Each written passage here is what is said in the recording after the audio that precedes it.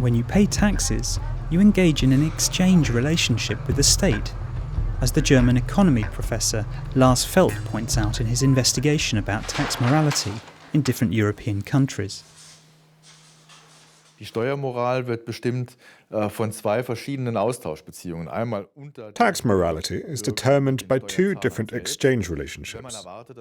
First, if everyone pays honestly, more people are ready to pay too. The second exchange relationship is between a government and its citizens. You're more willing to pay if you receive reasonable benefits in return. Staatlichen Entscheidungen als legitim ansieht, hat man eine höhere Bereitschaft, steuerehrlich zu sein. The basis of this exchange relationship between state and taxpayer is trust. In Spain, the state loses 2.7% of GDP through tax evasion. In Germany, tax evasion and undeclared work amounts to 2.3% of the economic output. In Switzerland, a country with a rather low tax burden, the shadow economy is estimated at 1.6% of GDP. It is even lower in a high-tax country like Denmark. Only 0.3% of GDP escapes taxation. Denmark is a rich country. The Danes are proud of their infrastructure, the welfare state, and the low unemployment.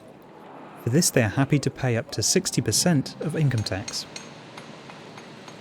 You pay a lot of tax, yes, but at the same time you feel so secure. You know you can go to any hospital and have the best treatment ever you could think of without paying anything. If your parents get ill and you are, for example, in a position you cannot support them, you know they will be taken care of. It gives me the freedom of using all of the public facilities without wondering whether I can afford it or not, because it's already paid for, so I think it's good. The question is, how much do I get from my taxes? And I get free hospitals, free education for my children, good welfare system, and so I'm satisfied. The Danish parliament attaches great importance to being close to the people. Corruption is almost non-existent. For Representative Nadim Farouk, this is another crucial factor for the high tax ethic of the Danes. Danes believe that the government will spend their money in a properly manner. And that the money will be spent, so there is this distribution between rich and poor people. In Denmark, the relationship between state and taxpayer works, despite having one of the highest tax rates in Europe. Things look different in the south of Europe.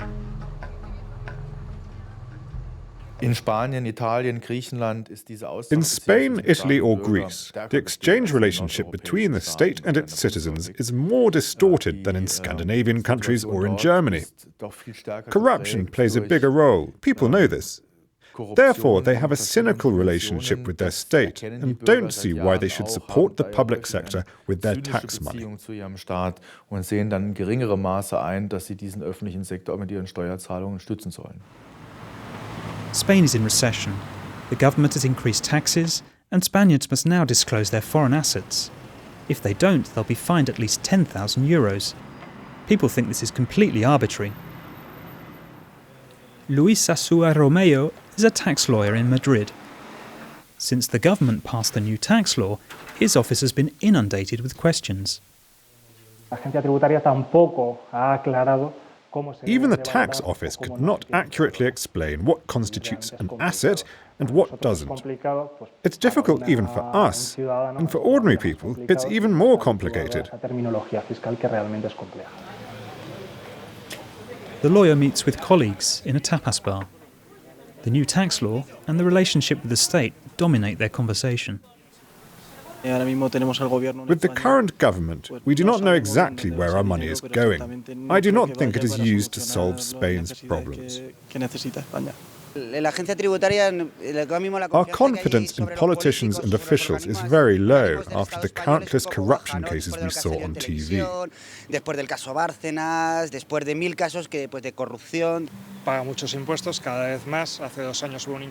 Taxes are constantly increasing. First the income tax, then the added value tax. Everything is more expensive. At the same time, there were cuts in key areas, in healthcare and in education, and nothing comes back from the state. Peter Heglin is the president of the Swiss Finance Directors Conference. For him, it's clear that tax compliance should be equally valuable for both state and taxpayers. If people are honest, the government needs fewer control measures on their tax returns. This is almost a vicious circle. If citizens are less honest, we need to have more controls. But more controls make people also more inventive in cheating. And this in return generates more controls again and more administration. Umso mehr muss der Staat wieder kontrollieren und immer noch mehr. Und das führt natürlich auch dazu, dass die Staatsverwaltung aufgebläht wird. Summing up, neither bank secrecy nor stricter rules seem crucial for a country's tax morality. The decisive factor is the trust in the state. If this is missing, citizens won't comply, no matter how low or how high their taxes are.